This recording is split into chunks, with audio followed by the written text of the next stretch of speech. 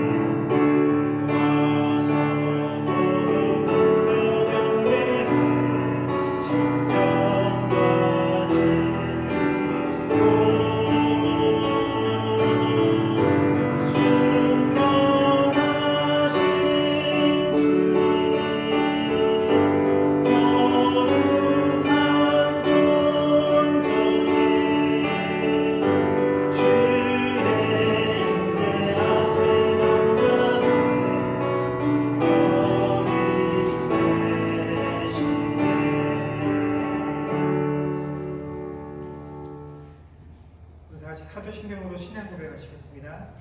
전능하사 천지를 만드신 하나님 아버지를 내가 믿사오며 그 외아들 우리 주 예수 그리스도를 믿사오니 이는 성령으로 잉태하사 동정녀 마리아에게 나시고 본디오 빌라도에게 고난을 받으사 십자가에 못 박혀 죽으시고 장사한 지 사흘 만에 죽은 자 가운데서 다시 살아나시며 하늘에 오르사 전능하신 하나님 우편에 앉아 계시다가 저리로서 산 자와 죽은 자를 심판하러 오시리라.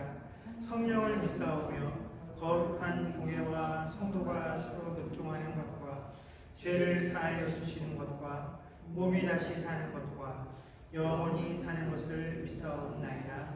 아멘. 다같이 자리에 앉으시고 찬송가 46장 찬양하겠습니다. 주여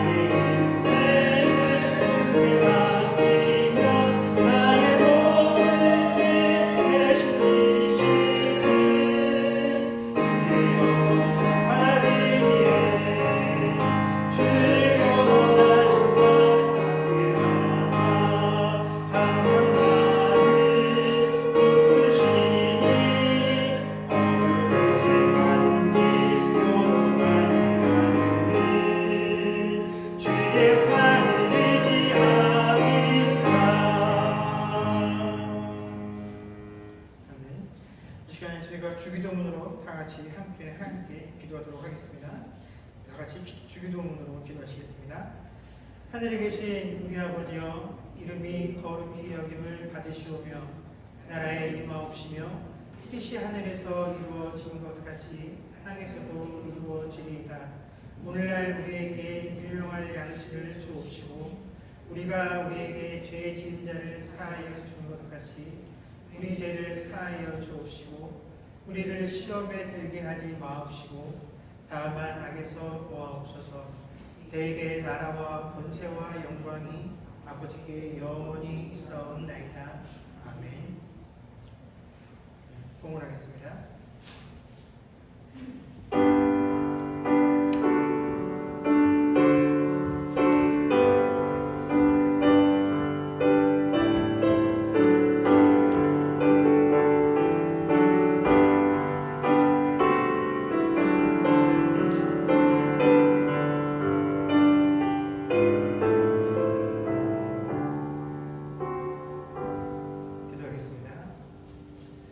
주신 하나님의 은혜를 감사합니다. 지나간 한 주간 동안에도 하나님께서 허락하신 귀한 일터와 사업장에서 일하게 하시며 하나님이 어렵고 힘든 상황 가운데 우리의 직장에서 우리를 늘 건강함과 안전함으로 지켜주시고 또 모든 것들이 원하지 못한 형편 가운데에도 아버지는 우리에게 필요한 물질들을 허락하여 주시니 주여 감사를 드립니다.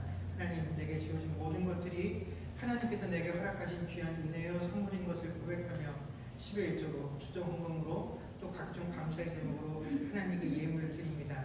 하나님, 드려지는 이 예물 가운데 우리의 중심들이 온전히 드려지게 하셔서 하나님 어느 때든지 간에 어떠한 형편이든지 간에 나를 지키고 보호하시는 것이 결코 이 물질들이 아니요 하나님의 귀한 은혜의 손길인 것들을 알며 그 하나님을 신뢰하며 아버지 어려운 상황 가운데서도 승리하며 살아갈 수 있는 주의 백성들 되게 하여 주시옵소서. 아버지 하나님, 우리가 일하고 섬길 때마다 그 일들을 감당할 수 있도록 늘 육체적인 강건함들을 허락하여 주옵시고 특별히 이 어려운 상황 가운데 수많은 사람들을 대면하고 또 수많은 사람들과 접촉되어지는 그 상황 가운데서도 이 질병의 문제들로 인하여 주의 사랑하는 백성들이 힘들어하고 또 아버지는 곤란함을 당하는 일들이 생기지 아니하도록 하나님께서 그 불꽃 같은 눈동자로 그들의 삶을 지키고 보호하여 주시옵소서. 감사드리며 우리 주 예수님의 이름으로 기도드립니다. 아멘. 네, 교회 소식 전하겠습니다.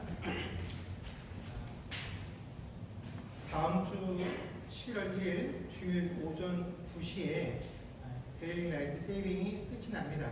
그래서 다음 주에 다들 이미 익숙하시고 이제는 디지털로 시간들이 이미 다 바뀌어지기 때문에 어려움이 없으실 거라 생각하지만 운영을 하셔서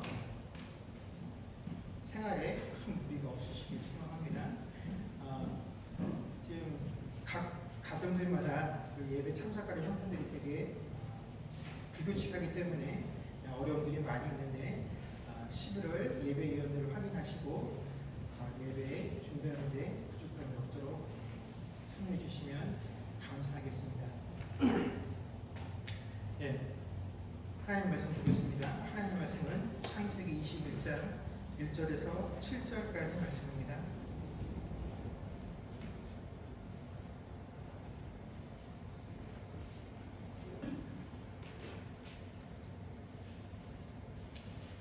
창세기 21장 1절에서 7절까지 말씀을 저와 여러분이 한 절씩 교독하겠습니다.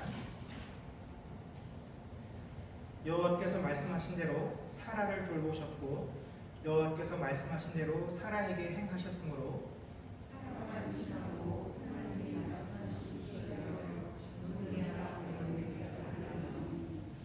아브라함이 그에게 태어난 아들 곧 사라가 자기에게 낳은 아들을 이름하여 이삭이라 하였고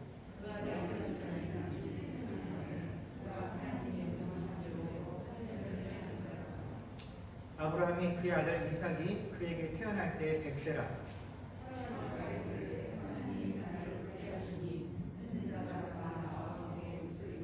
같이 읽겠습니다. 또 이르시되 사라가 자식들을 젖먹이겠다고 누가 아브라함에게 말하였으리오마는 아브라함의 노경에 내가 아들을 낳았다 하니라. 아멘. 오늘 본문 말씀에 보면 하나님께서 약속하신 드디어 아브라함의 씨가 탄생하는 내용이 기록되어 있습니다.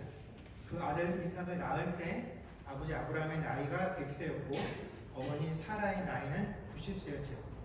아마 요즘 같은 시대에 100세 되신 분이 자녀를 출생했다라고 하면, 또 90세의 여인이 아들을 낳았다라고 하면 아마 이 두 사람의 이야기가 각종 보도 매체나 인터넷을 통해서 전 세계의 토픽이다라고 소개가 되었을 것이고, 또 의사들과 과학자들은 어떻게 이런 일들이 일어날 수 있는지에 대해서 아마 각자 이런 이유 때문이다, 저런 이유 때문이다 하고 자신들의 의견들을 피력하며 이론과 학설들을 아마 발표들을 해냈을 것입니다. 그런데 아브라함과 사라가 어떻게 자녀를 낳게 되었느냐, 100세가 되고 90세가 된 부부가 어떻게 자녀를 출산할 수 있었느냐 하는 이런 것들이 단순히 과학적인 지식과 호기심만으로 이런 내용들이 다뤄지는 것은 결코 아니다라는 것입니다. 이미 왜 어떻게 100세가 되는 90세가 되는 이 노부부가 자녀를 출산하게 되었는가에 대한 이런 탐구와 그 비결을 알고자 하는 노력들은 이미 기독교 교회 역사를 통해서 수천 년간 지속되어 왔던 내용입니다. 우리가 통상 이 아브라함이라는 인물의 등장 시기를 기원전 2100년 전에 출생한 사람으로 예상을 합니다. 그러니까 지금으로부터 약 4000년 전쯤에 존재했었던 인물이죠. 이 4000년이라는 기간 동안 교회 역사 속에 많은 신자들이 과학적인 목적과는 다르게 어떻게 아브라함과 사라가 노년에 그토록 갈망했었던 자녀를 얻게 되었느냐 하는 그 비결을 찾으려고 애써왔다라는 것입니다. 왜 신자들이 아브라함과 사라가 아들 낳은 것에 흥미를 가지고 그 일들에 대해서 그 비밀을 풀어내려고 했었냐면, 신자들은 이 이삭이 출생한 사건을 아버지 아브라함과 어머니 사라가 그토록 갈망했었다, 그야말로 그들의 인생에 일생일대에 거친 수고를 푼 사건이다라고 이해를 하기 때문에 그렇다라는 것입니다.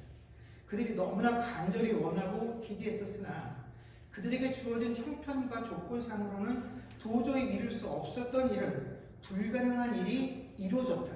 이 불가능한 일이 어떻게 이루어졌느냐 하면 하나님께서 그것을 허락해 주셨기 때문이다. 그렇다면 하나님께서는 도대체 그들의 무엇을 보시고 그들의 염원을 들어주셨는가, 그 비밀을 내가 알 수 있다라고 한다면, 나도 아브라함과 사라처럼 해서 그들이 내가 인생을 살아가면서 그토록 바라고 갈망하는 것들을 얻어낼 수 있지 않을까 하는 그런 이유 때문에 우리는 이 아브라함과 사라가 아들 이삭을 얻은 일에 깊은 관심을 갖고 그 비결을 찾으려고 노력을 했다라는 것입니다. 그리고 신자들이 얻어낸 이 비결의 답이 뭐였냐면 바로 믿음이 이 모든 것을 가능하게 했다라는 것입니다. 자, 그런데 정말로 믿음으로 아브라함과 사라는 아들 이삭을 얻었던 것일까요? 그럼 우리가 아브라함과 사라가 아들 이삭을 얻은 사건을 이해함에 있어서 한 가지 혼동을 해서는 안 되는 것이 있습니다. 그게 뭐냐면, 아브라함과 사라가 한 번도 자기 자녀를 얻는 것을 그들 인생의 최대 목표이자 자신들의 최대 소망으로 삼은 적이 없다라는 사실입니다.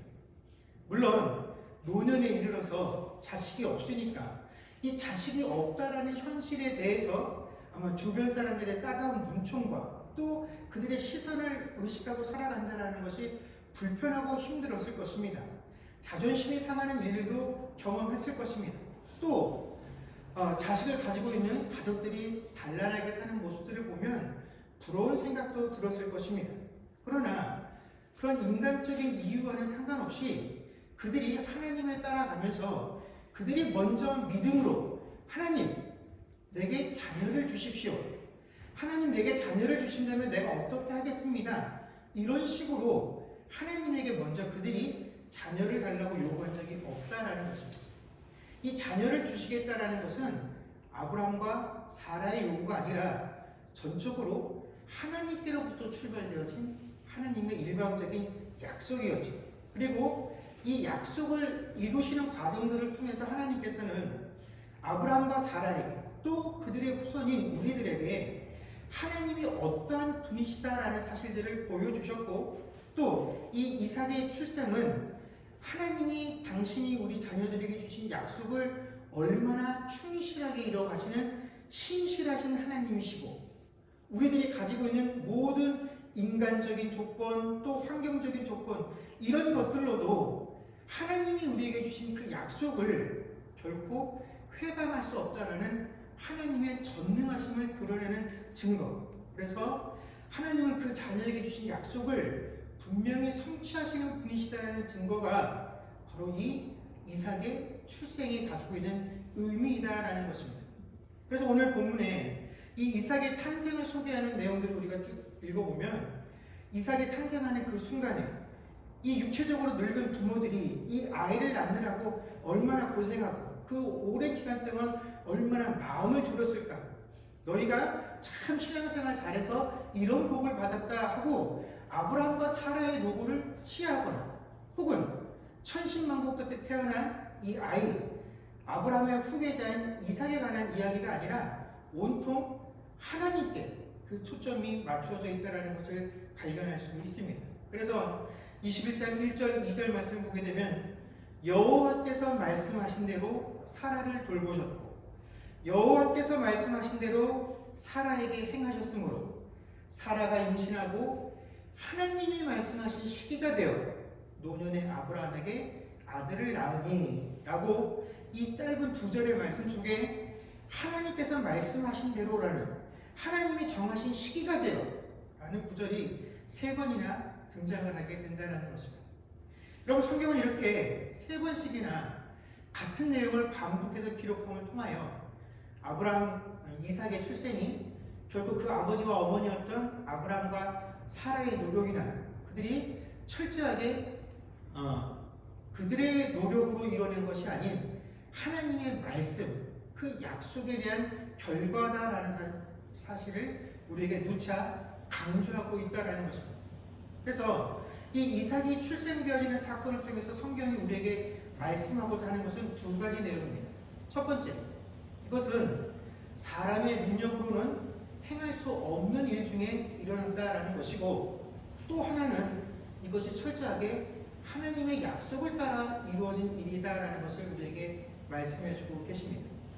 이처럼 성경은 모든 것이 하나님의 약속과 하나님이 정한 시기에 따라 이루어진 것임을 말하고 있음에도 불구하고, 이것이 하나님으로부터 출발되어진 일이다라는 사실을 우리가 자꾸 까먹고 하나님의 신실하심이 아닌 사람의 믿음 때문이다라는 결론에 도달하게 되는 한 가지 충분한 이유가 있기 때문에 그렇습니다.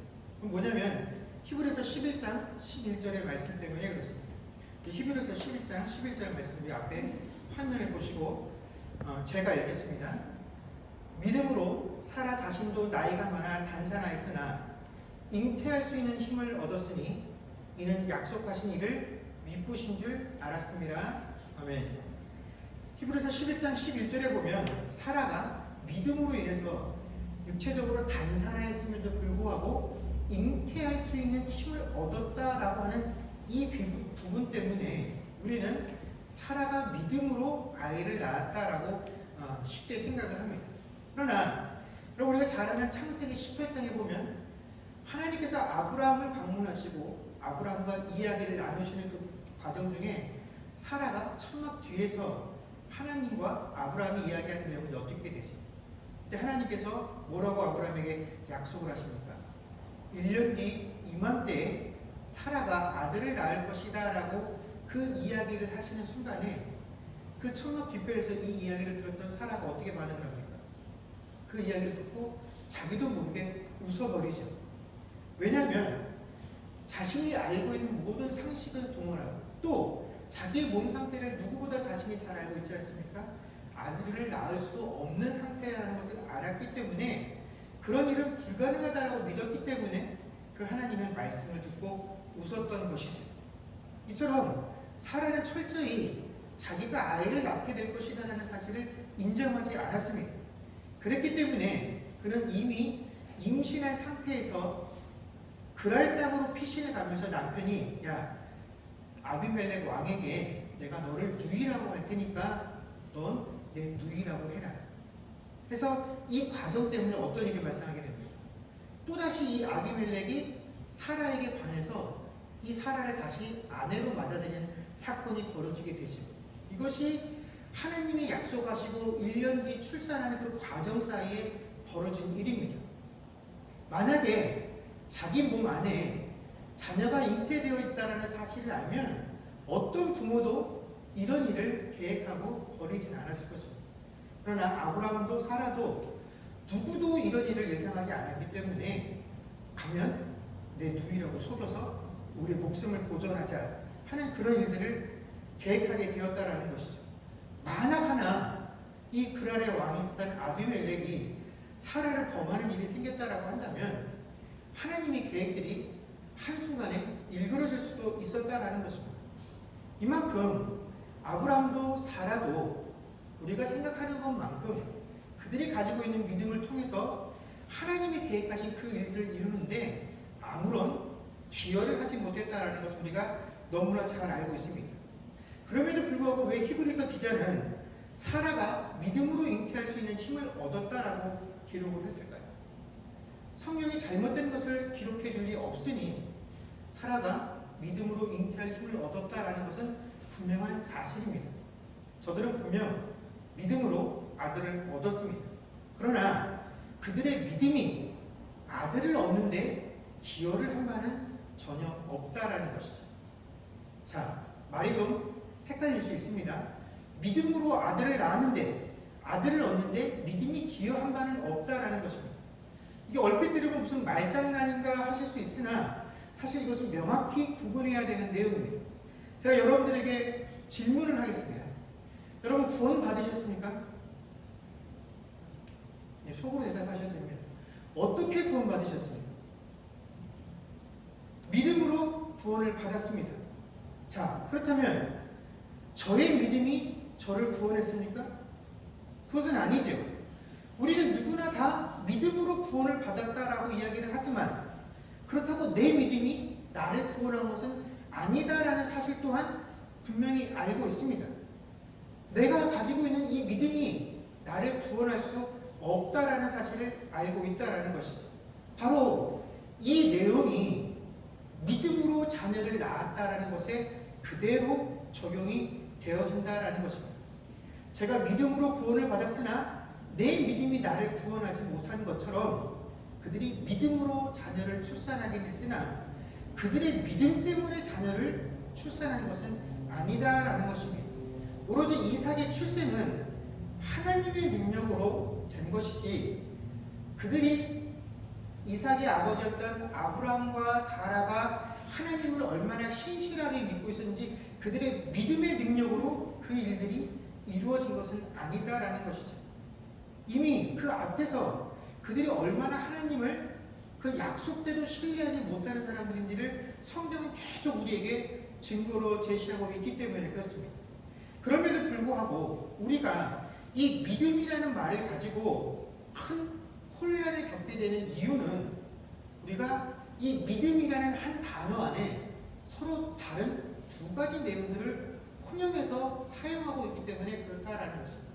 하나는 신뢰로서의 믿음, 또 하나는 신념으로서의 믿음입니다. 그러면 신뢰로서의 믿음이라는 것은 그 믿음의 근거가 나에게 있는 것이 아니라 내 밖에 있는 것입니다.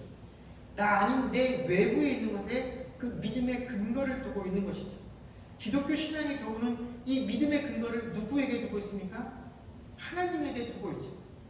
내가 하나님을 찾은 것이 아니라 하나님이 나를 찾으셔서 하나님을 알게 하셨기 때문에 그 하나님의 계획하심과 하나님의 섭리하심과 하나님의 말씀과 그 약속이 토대가 되어서 나에게 믿음이라는 것이 허락되어졌고 그 믿음으로부터 모든 것이 출발되어졌다라는 것이 우리가 가지고 있는 믿음의 올바른 모습이고 내용입니다. 그런데 반대로 이 신념으로서의 믿음이란 뭐냐면 이 믿음의 근거를 자기 자신에게 두고 있는 경우입니다. 내 외부에 하나님이 내 인생에 찾아오신 그 하나님의 약속하심과 계획하심과 간섭하심과 이런 것들이 내 믿음의 토대가 되어지는 것이 아니라 내가 가지고 있는 지식, 내가 가지고 있는 경험, 내 확신, 내가 신앙생활하면서 얻게 되어진 이 전통, 이런 것들에게 믿음의 뿌리를 내리고 있는 것이 바로 신령으로서의 믿음이다라는 것입니다. 그래서 이 신령으로서의 믿음 생활을 하는 분들은 하나님 중심이 아니라 자기 중심적으로 신앙생활하는 특징이 있다라는 것입니다. 이렇게 우리가 믿음 생활을 하고 신앙생활하는 동안에 우리 안에는 늘 이 두 가지 요소가 공존을 하고 있다라는 것입니다. 그런데 이 둘 다 믿음이라는 단어를 사용하고 있으나 사실 이 두 가지의 믿음은 그 본질이 완전히 다르고 그 뿌리와 출발점이 다르고 성격이 완전히 다른 것입니다. 그런데도 완전히 다른 이 두 가지의 믿음이 우리의 신앙생활 안에서 교묘하게 우리의 마음속에 자리 잡고 있어서 이것이 항상 동시에 발휘가 되어진다는 사실이 우리에게 참으로 불행한 일이다라는 것입니다. 그 결과 우리가 믿음으로 구원을 받았음에도 불구하고 마치 내 믿음이 나를 구원한 것이냐 착각을 하게도 되고, 내가 어떤 신념을 가지고 밀어붙이고 행하는 그 일들이 마치 하나님을 신뢰하는 것이냐 착각하는 그런 신앙생활을 하도록 만들기도 한다라는 것입니다. 그렇다면 왜 신자들은 우리가 신념과 신뢰라는 이 두 가지 개념을 놓고 보면 어떤 것이 분명히 좋다라는 사실을 알면도 불구하고 신앙생활을 하는 내내 우리 안에 이 두 가지 요소가 항상 뒤섞여서 힘을 발휘하게 되는 까닭이 무엇이냐? 그것은 하나님을 신뢰하는 이 믿음의 형태가 너무나 특별하지 않기 때문에 그렇다라는 것입니다. 아니, 특별하지 않은 정도가 아니라 이 하나님을 신뢰하는 믿음이라는 그 믿음의 특징은 아주 평범한 것보다도 지극히 못한 것으로 그 이하로 우리 눈에 보여지기 때문에 우리가 그것을 잘 신뢰하지 못한다라는 것입니다. 이 신뢰하는 믿음은 나는 그저 가만히 있고 하나님께서 어떻게 해 가실 것인가 하는 것을 바라보고 멈춰 서 있는 것이 이 신뢰의 믿음이 특징이기 때문에 그렇다라는 것입니다. 1절에 보면 뭡니까? 하나님이 말씀하신 대로 행하셨고, 2절에도 보면 하나님이 말씀하신 시기가 되어 아브라함이 노경의 아들을 낳고라고 되었습니다. 시기와 방법, 이 모든 것들이 다 하나님께서 정해놓으신 때 하나님이 말씀하신 대로 되어지는 것들입니다. 내가 아무리 더 빨리 이루기 위해서 발버둥치고 노력을 해도 하나님이 정하신 그 시기가 되지 않으면 결코 아무것도 거둘 수 없는 것이 이 기독교 신앙 믿음의 특징이다라는 것입니다. 그래서 하나님께서 아브라함과 사라에게 끊임없이 당신의 계획과 당신의 뜻과 당신의 의도를 밝혀주셨음에도 불구하고 그 뜻을 알고 계획을 알고 있음에도 불구하고 그들이 행했던 그 모든 시도들은 하나님의 뜻을 이루기보다는 하나님의 계획을 방해할 위험이 훨씬 더 높았다라는 것입니다. 늘 하나님의 계획을 위태롭게 했다라는 것입니다. 그래서 하나님께서 뒤늦게 오셔서 야, 그거 아니다, 그거 아니야, 너는 그게 좋은 것 같으나 내 자녀는 양자가 아니고 척에게서 난 자식이 아니고 네 아내에게서 나는 몸이어야 되고, 번번이 하나님께서 그에게 하나님의 약속을 다시 확인시켜 주셔야만 했다라는 것입니다. 사실 하나님을 위해서 이 아브라함과 사라가 할 수 있는 일은 처음부터 아무것도 없었습니다. 아브라함과 사라 양쪽이 다 자신들의 육체적인 환경이 자녀를 출산할 수 없다라는 사실을 명백하게 알고 있기 때문에 그렇죠. 그래서 성경은 끊임없이 우리에게 이 모든 것들을 행하시는 이가 하나님이시지 결코 우리 자신이 아니다라는 사실들을 끊임없이 강조하고 있습니다. 여러분, 성경에서 말하는 믿음은 그 원인이 결코 인간에게서부터 출발하지 않고 오직 누구로부터 나오는 것입니까? 하나님에게 있다라는 사실을 밝혀주는 것이 성경이 말하는 믿음입니다. 그렇기 때문에 성경 안에 우리가 품어야 할 유일한 믿음의 모습은 그저 하나님을 신뢰하는 것이죠. 이것이 성경적인 믿음이고 믿음의 본질이자 성경이 말하는 믿음의 참 모습이다라는 것입니다. 그래서 이 신뢰로서의 믿음의 가장 큰 특징이 무엇이냐면 무력함입니다. 그런데 사람들은 이 무력함을 좋아하지 않지요. 아무것도 할 수 없다라는 사실, 그 상황을 받아들이는 것을 정말 죽기보다 싫어합니다. 뭔가 힘있게 움직이고 내가 그 일의 과정 가운데 포함되어지고 내 노력과 땀들이 그 열매를 거두는데 뭔가 분명하게 역할을 했다라는 것들을 인정받고 싶고 확인하고 싶은 것이 우리들의 마음이다라는 것입니다.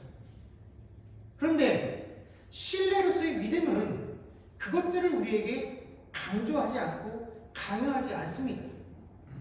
그저 멈춰서서 하나님께서 무엇을 하실 것인지, 하나님께서 어떻게 하실 것인지 앞서가시는 그 하나님을 조용히 따라가라라고 우리에게 말씀하고 계시죠.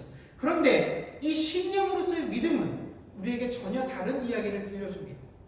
우리에게 하나님을 위해서 너도 뭔가 큰 일, 대단한 일을 할 수 있다라고 강조를 하고 늘 우리로 하여금 긍정적인 생각을 가지고 확신을 가지고 신앙생활하라고 이야기를 합니다. 그래서 믿음을 가지고 뭔가를 하면 얻을 수 있고 네가 얻지 못하는 것은 믿음이 없기 때문이다라고 우리에게 이야기를 합니다. 그래서 뭔가 하나님 뒤에 서서 하나님의 일하신 일을 바라보며 서 있는 것을 마치 게으르고 나태하게 신앙생활하는 것 같고 뭔가 적극적으로 여기저기를 찾아다니면서 뭔가 지식들을 가지고 이 안으로 들어와야 그래도 신앙생활 좀 하는 것 같고 적극적인 믿음생활을 하는 것처럼 여겨지는 것, 이것이 바로 신념으로서의 신앙생활이다라는 것입니다. 그런데 여러분, 하나님께로부터 나오는 그 생명은 결코 우리에게서 나오는 것이 아닙니다. 우리가 열심히 무언가를 했다라고 해서 내가 누군가를 전도했다라고 해서 내 전도에서 그를 향한 생명이 나오는 것이 아닙니다. 생명은 누구에게로부터 나오는 것입니까? 하나님에게로부터만 나오는 것입니다. 우리가 하는 모든 것들은 이 하나님께로부터 나오는 생명을 그저 전달하는 역할을 하는 것이지 우리가 그 생명을 나누어 줄 수 없다라는 것입니다. 그러기에 우리의 믿음과 우리의 신앙은 하나님을 신뢰하는 믿음으로 드러나 있어야 되는 것이지 내 신념의 모습으로 드러나서는 결코 안 될 것입니다. 그럼에도 사람들은 이 신뢰의 믿음을 버리고 늘 자신의 일함을 통해서 만족감을 누리게 되는 이 신념으로서의 믿음들을 찾게 됩니다. 그런데 이러한 욕망은, 이러한 욕구는 인간이라면 누구에게나 다 존재하는 욕망입니다.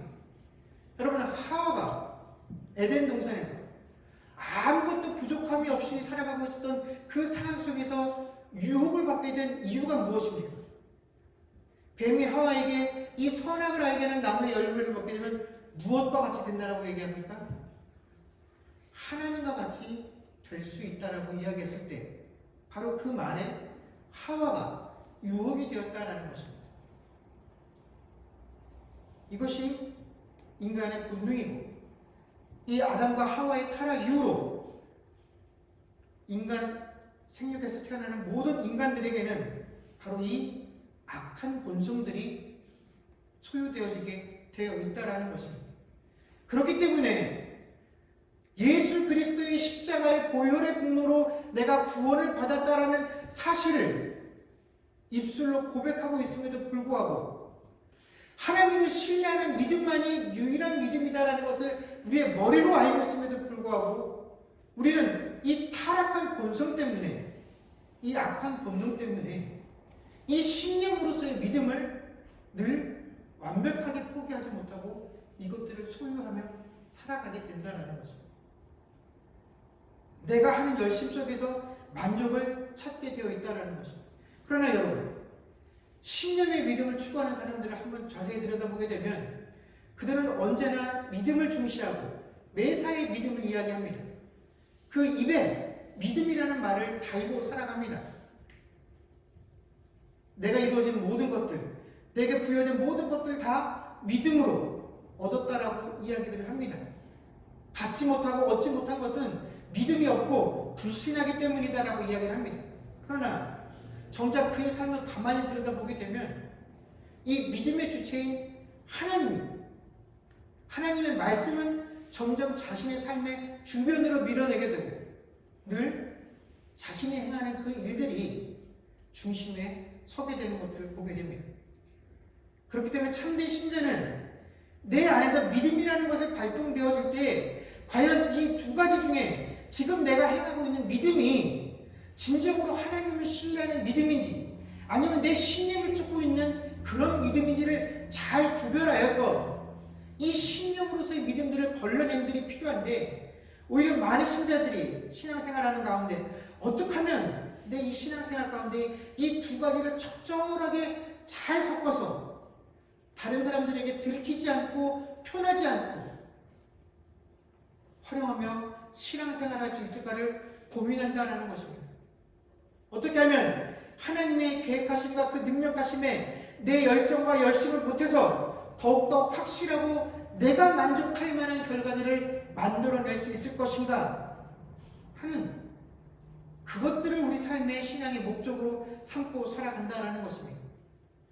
하나님이 만족할 수 있는 결과가 아닌 내가 만족할 수 있고 내가 납득할 수 있는 그 결과들을 위해 우리가 신앙생활하고 있다는 것입니다.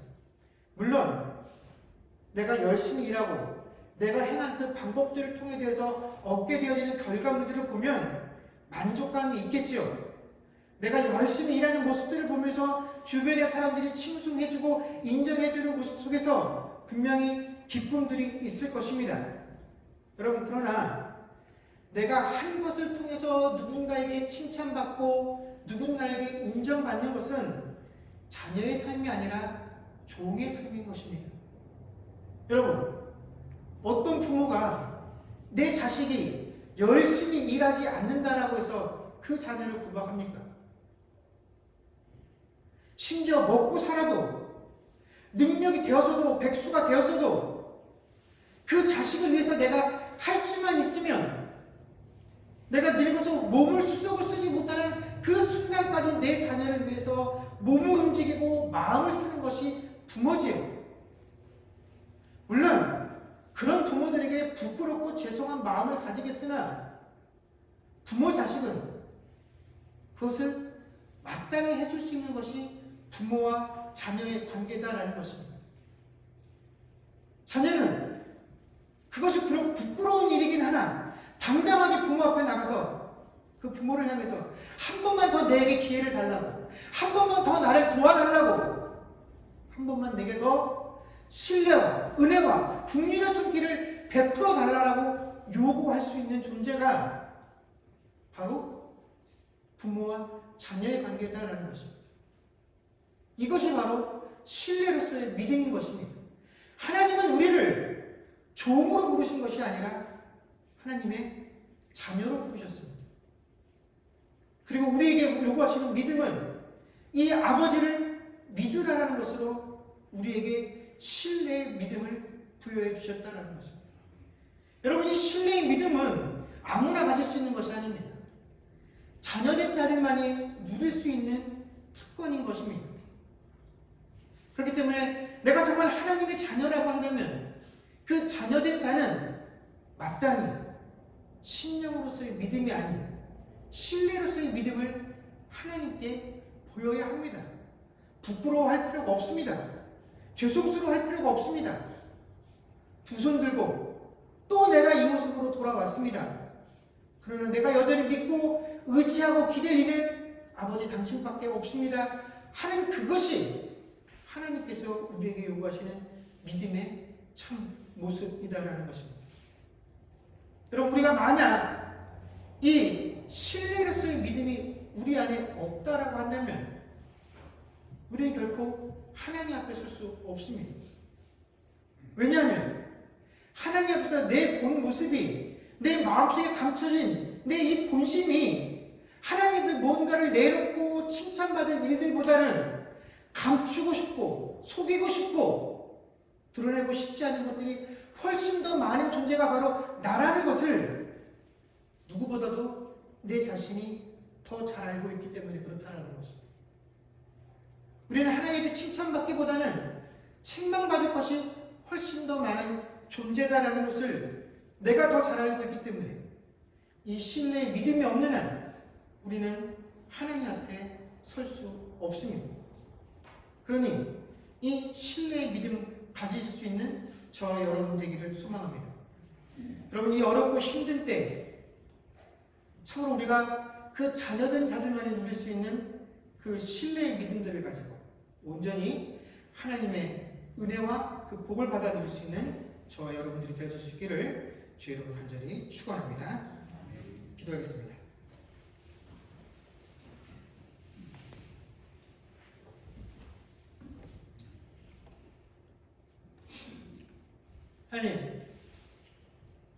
하나님께서 아브라함과 사라의 삶 가운데 찾아오셔서 그들을 향해 후손을 약속하시고 그들을 가나안 땅으로 인도하시는 그 전 과정들을 통해서 하나님은 아브라함과 사라에게 하나님의 뜻이 무엇인지를, 하나님의 계획이 무엇인지를 밝혀 주셨습니다.